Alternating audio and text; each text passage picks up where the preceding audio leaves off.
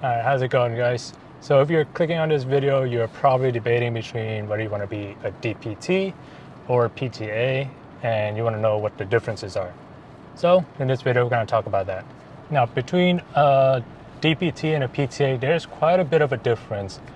Starting with DPT, with schooling, you are going to be in school for about 7 years at the minimum, right? 4 years of bachelor's and then 3 years of the actual DPT program. Now, as far as tuition goes, that's kind of where it gets a little rough, I could say. So your tuition's gonna range anywhere from $80,000 to anywhere up to $130,000. So that's kind of where it gets a lot of people. So definitely do your research and definitely think about if you want to take that route. As far as duties go, you are the doctor, you are the head honcho, right? So you are going to be the one doing all the evaluations, all the diagnosis, the prognosis, as well as any re-evaluations that need to be done. And you are the person that's going to be signing off on all the documentations, as well as discharges. So you have a lot of liability on you as the DPT. And as the DPT, you are also overseeing the PTAs as well as any aides that you have within that clinic or within that environment. So yeah, with the title of DPT, it does come with a lot of responsibilities.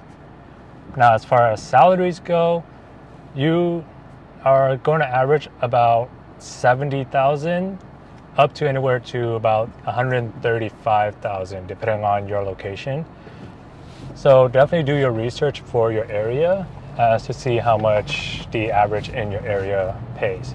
Now, as far as PTAs go, for schooling, you could go up to 2 years, depending on the program, right? Some programs are quicker. I've seen programs that are at 18 months. As far as my program go, we are at a 20-month program. The most you could see is probably 24 months, right? So it's a little bit quicker than going to DPT, but you are also going to do a lot less than DPT, and we'll get to that later on. Now, as far as tuition costs go, you are going to pay a lot cheaper than a DPT. Because it is an associate's program, you can go straight out of high school, so you don't need a bachelor's degree for this.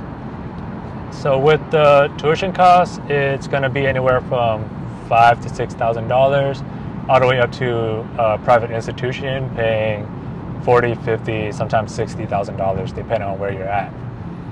So weigh your differences, or weigh the pros and cons between the tuition of DPT and PTA. Now, for your duties, you are pretty much the person that's going to be carrying out the interventions, right? You are carrying out the treatment, the exercises, and just following the plan of care of the PT.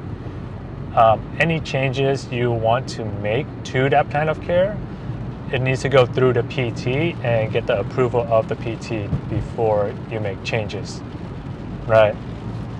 And let's say you're treating a patient and you notice something is wrong, you definitely need to go to the PT, consult with the PT, and the PT will either do a re-evaluations or approve any changes to the plan of care that needs to be done.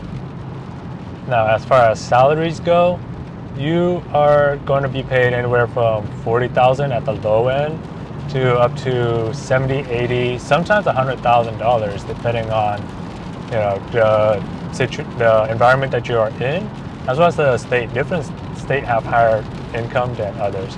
So do your research as well. So one thing to note about the PTA program is that when you are searching for a program to get into, there's a lot of programs out there. But you need to get into a program that is accredited by CAPTE or CAPTE. Because if they are not accredited by CAPTE, you are not able to take the board exam to get your license. So you don't want to go into a program, go through the 2 years, 18 months to 2 years, whatever, how long it is, and only to find out that it's not accredited and you wasted your time and your money. So do your research, right? Now, one thing to note, whether you're going DPT or PTA, just because you passed the program does not mean you are licensed to practice, right? At the end of the program, you are then going to have to take a law exam as well as the board exam. Once you pass those two, then you are licensed to practice.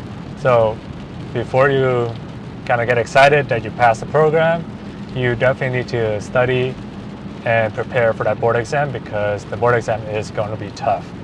So keep that in mind. Another thing to note is being a PTA is not a stepping stone to be a DPT, right? You don't need to be a PTA first before you go into DPT.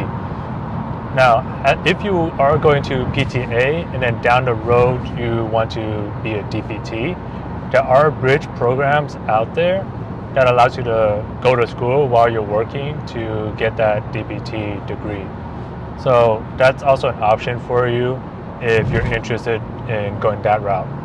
But other than that, that's the key differences between a DPT as well as a PTA. So if you have any other questions or concerns about either or, go ahead and leave a comment down below, and go ahead and subscribe for future content just like this one. Until then, talk to you later. Peace.